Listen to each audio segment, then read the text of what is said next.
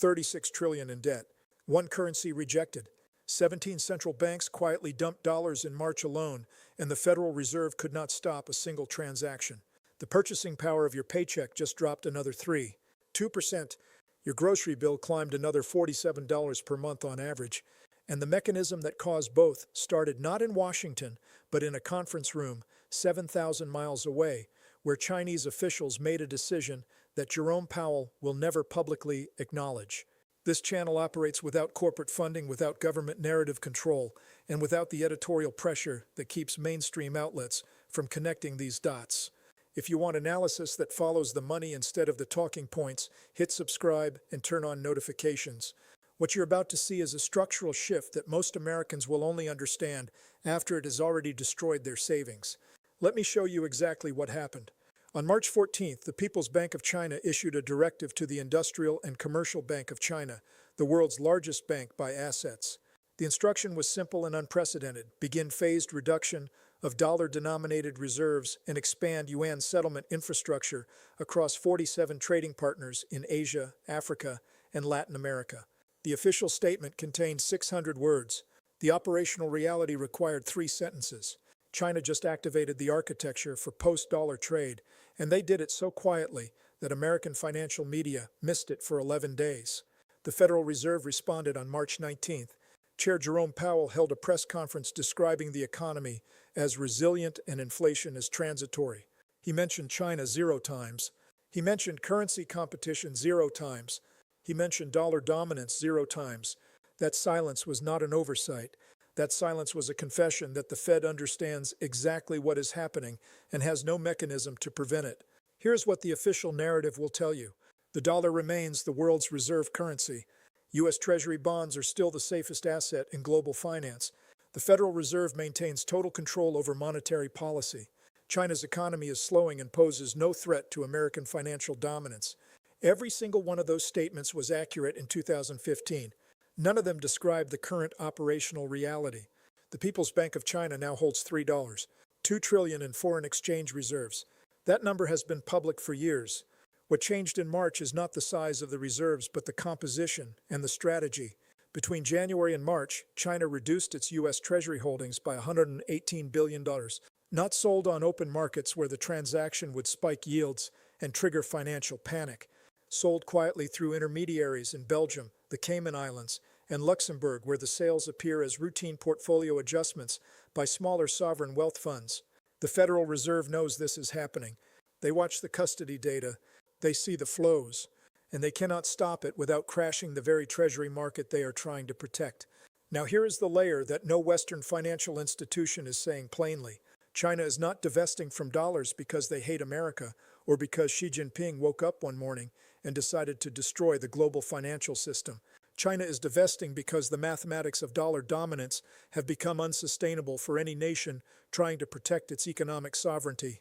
And the Fed cannot fix that math because the problem is not technical. The problem is structural. Let me explain the mechanics. When China exports $500 billion worth of goods to the United States, it receives $500 billion in return. Those dollars cannot sit idle. They must be invested somewhere. For 40 years, the safest and most liquid option was U.S. Treasury bonds.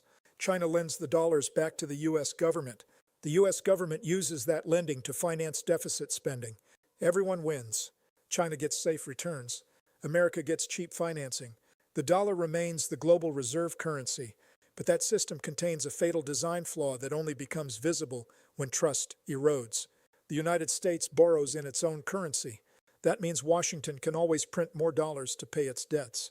That sounds like strength. In practice, it is a loaded gun pointed at every creditor who holds dollar-denominated assets. And in 2022, the United States pulled the trigger, not on China, on Russia. When Western nations froze $300 billion in Russian central bank reserves after the Ukraine invasion, every finance minister on the planet received the same message simultaneously. Dollar assets are not actually your assets. They are American assets that you are temporarily allowed to hold as long as your foreign policy aligns with Washington's preferences. The moment you step out of line, those assets can be frozen, seized, or sanctioned into irrelevance. Russia learned that lesson the expensive way. China watched carefully and drew the correct conclusion. Diversification is not optional. It is survival. Here's what they are not telling you on CNBC or Bloomberg. China is not replacing the dollar with the yuan. That framing is a deliberate mischaracterization designed to make the whole idea sound absurd. You cannot replace a global reserve currency overnight. What China is doing is far more methodical and far more dangerous to American financial dominance. They are building parallel infrastructure that allows bilateral trade to bypass the dollar entirely. And they are doing it one trading partner at a time. Saudi Arabia announced in March that it would accept yuan for oil payments from China. That was not a symbolic gesture. That was a $700 billion annual trade flow that no longer requires dollar conversion. Brazil and China finalized a currency swap agreement in April, allowing direct real yuan settlement for $150 billion in annual trade. Argentina, despite its pro-American president, signed a yuan swap line worth $18 billion because its central bank is desperate for hard currency, and the IMF is demanding austerity measures that would collapse the government. The United Arab Emirates, France, and Pakistan have all expanded yuan clearing infrastructure in the past 90 days. Each agreement is presented as a minor technical adjustment to improve trade efficiency. Collectively, they represent the scaffolding for a post-dollar trading system. The math here is brutal. The US dollar's share of global central bank reserves was 71% in 1999. By 2023, that number had dropped to 58%. That sounds like a slow decline. It is not. Reserve currency shifts accelerate. When confidence cracks, the transition moves from gradual to catastrophic. The British pound was the world's reserve currency in 1920. By 1950, it was functionally irrelevant. The transition took 30 years. The dollar's decline is moving faster because information moves faster, and because China is actively building the replacement infrastructure instead of waiting for it to emerge organically. Now let me show you the cost asymmetry that makes this unstoppable. The United States spends approximately $2 trillion per year maintaining global military dominance. That includes 750 overseas bases, 11 carrier strike groups, and the logistical infrastructure to project power into every strategic region on the planet. That entire apparatus exists to protect a world order where the dollar remains the dominant currency. Remove the dollar's reserve status, and the economic justification for that spending collapses. The Pentagon cannot invade its way back to financial dominance. China spends approximately $230 billion per year on its military, about 1/5 of the U.S. defense budget. But China does not need to match American military spending to undermine dollar dominance. It just needs to offer an alternative that is reliable, increasingly liquid, and not subject to unilateral American sanctions. The cost to build that alternative is measured in infrastructure investments, currency swap agreements, and diplomatic relationships. China spent $150 billion on Belt and Road Initiative projects in 2023. That is not charity. That is buying future trade flows denominated in yuan. The replacement rate matters more than the absolute numbers. The United States adds $7 trillion to its national debt every single year. That debt must be financed by selling treasury bonds to foreign creditors. If those creditors slow their purchases or actively reduce their holdings, treasury yields rise. Higher yields mean higher borrowing costs for the U.S. government. Higher borrowing costs mean bigger deficits. Bigger deficits mean more bond issuance. More bond issuance with fewer buyers creates a death spiral. The Fed can buy treasuries directly through quantitative easing, but that just prints more dollars and accelerates inflation, which further erodes confidence in the currency. There is no mathematical exit from this trap that does not involve either default or hyperinflation. China produces approximately $18 trillion in GDP annually. The United States produces $27 trillion. On paper, America is still the larger economy. But strip out financial services, real estate, and government spending, and look only at manufacturing and tangible goods production. China produces more steel than the rest of the world combined. China produces more ships, more solar panels, more batteries, and more of the physical infrastructure that defines the 21st century economy than any other nation. When trade flows shift from dollars to yuan, it will not be because the yuan is backed by a more trusted government. It will be because the yuan is backed by the actual production capacity that the global economy depends on. Read that again slowly. Currency dominance does not come from military strength or political ideology. It comes from being the indispensable economy. The United States was indispensable when it produced half the world's manufactured goods. That was 1950. By 2024, the U.S. accounts for less than 16% of global manufacturing. China accounts for more than 30%. The dollar's reserve status is a legacy position that no longer reflects economic reality, and legacy positions do not last forever. Now pull back from the immediate crisis and watch what this means for the broader geopolitical chessboard. Russia is watching every dollar that China pulls out of the U.S. financial system. Moscow is not just watching, Moscow is coordinating. In February, Russia and China announced they would settle 90% of bilateral trade in rubles and yuan. That is $200 billion in annual trade flow that no longer touches the dollar. Russia provides energy and raw materials. China provides manufactured goods and infrastructure financing. Together they create a self-sustaining trade bloc that does not need Western financial institutions. India is watching the same dynamic and making careful calculations. New Delhi does not trust Beijing, but New Delhi also does not want to be the last economy still holding massive dollar reserves when confidence collapses. India has quietly increased yuan holdings while maintaining public statements of support for the dollar system. That hedging behavior is exactly what you see in the early stages of a currency transition. Everyone wants to be second to move, not last. The European Union faces an impossible choice. The euro was designed as a competitor to the dollar. In practice, it became a junior partner. European central banks hold dollars. European energy markets price in dollars. European security depends on American military guarantees.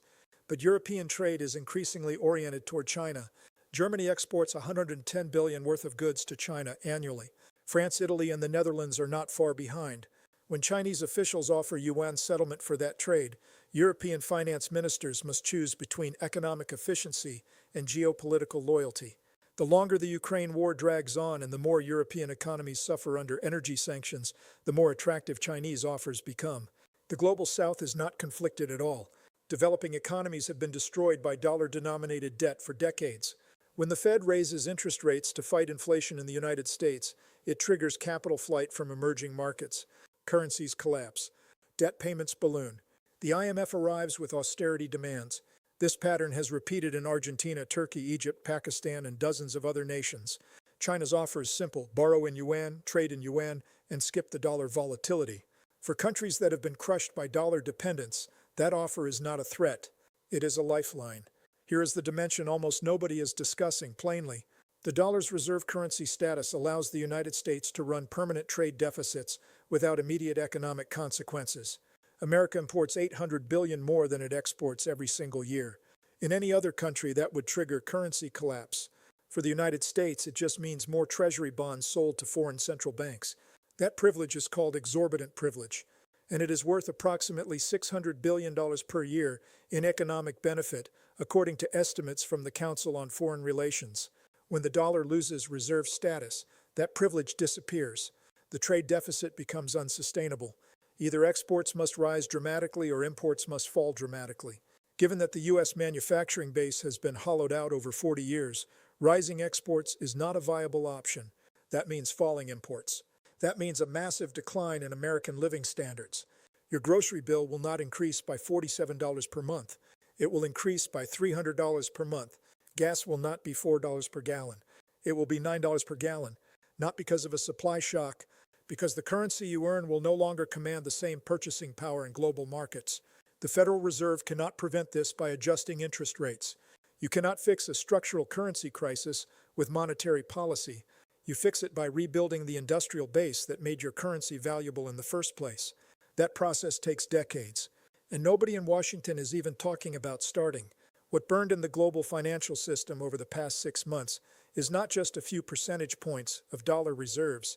It is the assumption that American financial dominance is permanent and unchallengeable.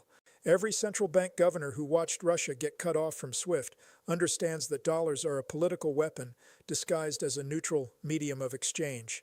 Every finance minister who watched the Fed prioritize domestic inflation control over global financial stability understands that the United States will sacrifice foreign economies to protect its own.